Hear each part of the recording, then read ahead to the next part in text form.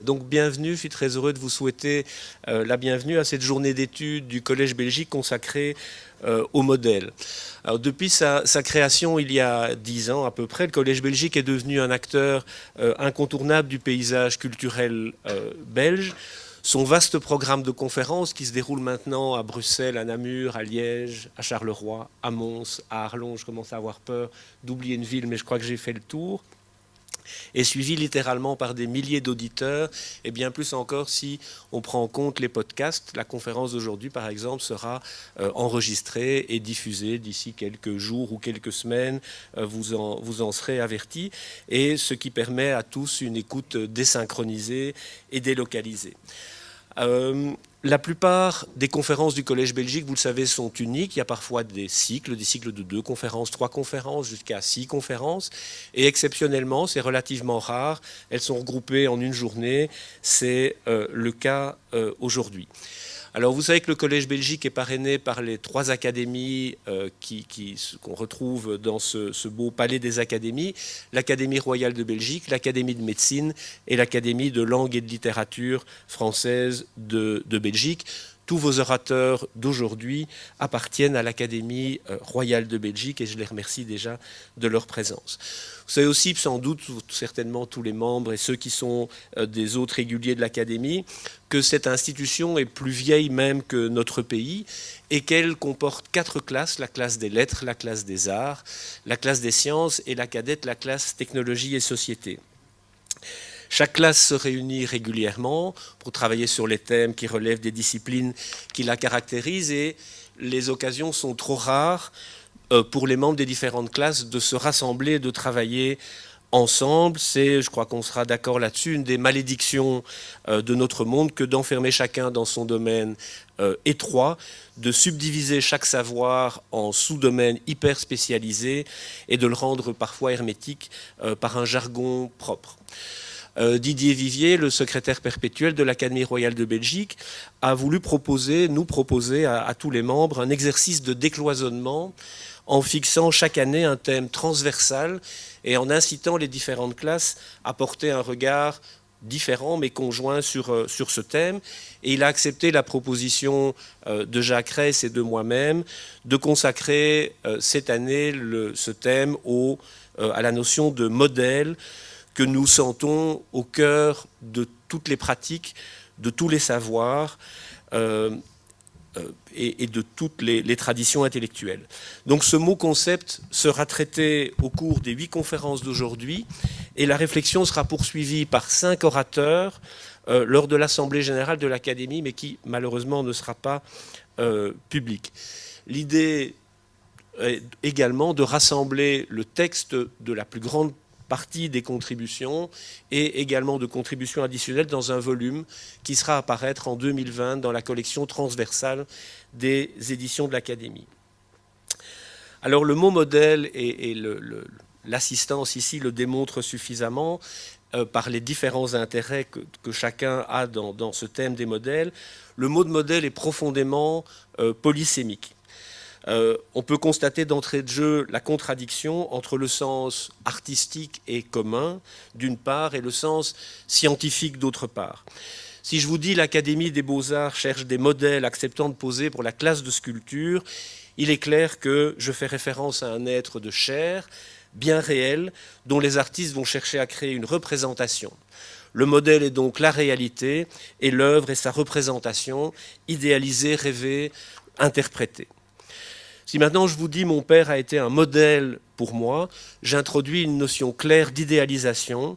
Je ne veux pas être mon père, je ne peux pas être identique à lui en toute chose, mais je peux identifier chez lui des éléments clés que je juge bons, des aspects de sa personnalité dont j'aimerais m'inspirer, des qualités où j'aimerais l'égaler, voire le dépasser.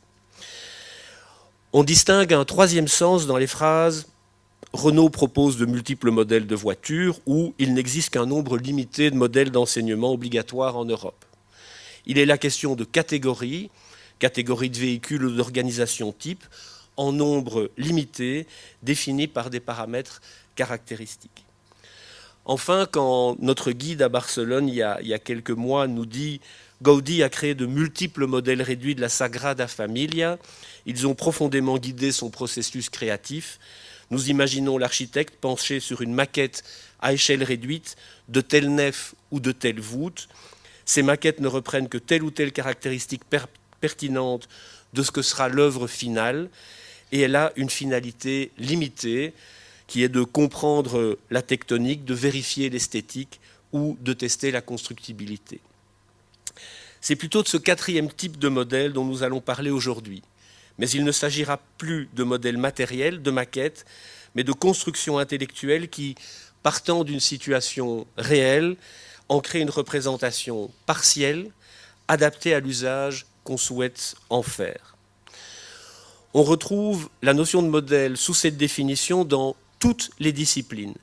Et nous évoquerons aujourd'hui aussi bien les sciences humaines, démographie, économie, psychologie, que, pour m'en sortir, je vais les appeler les sciences inhumaines, la physique, la chimie, la biologie.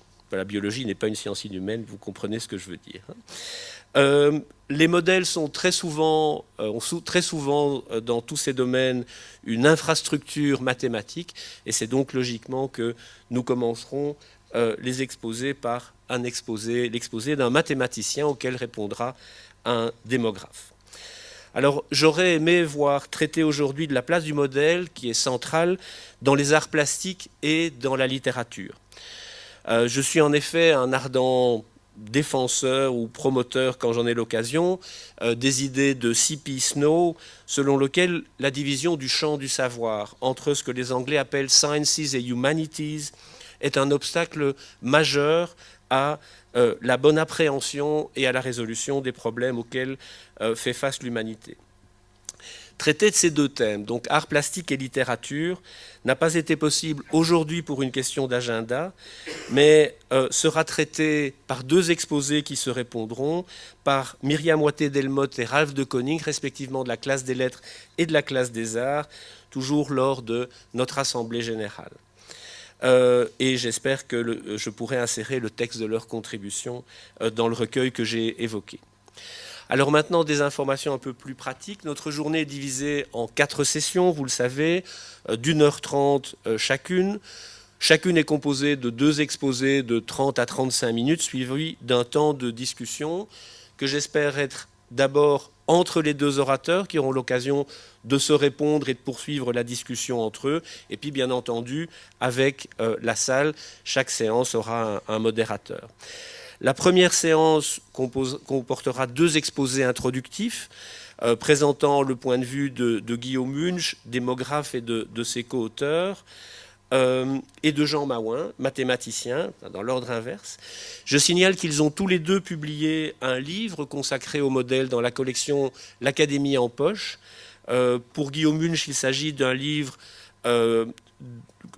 coécrit avec Madame Rousseau et Monsieur Mouchard, qui s'intitule « Les limites de la connaissance en sciences humaines ».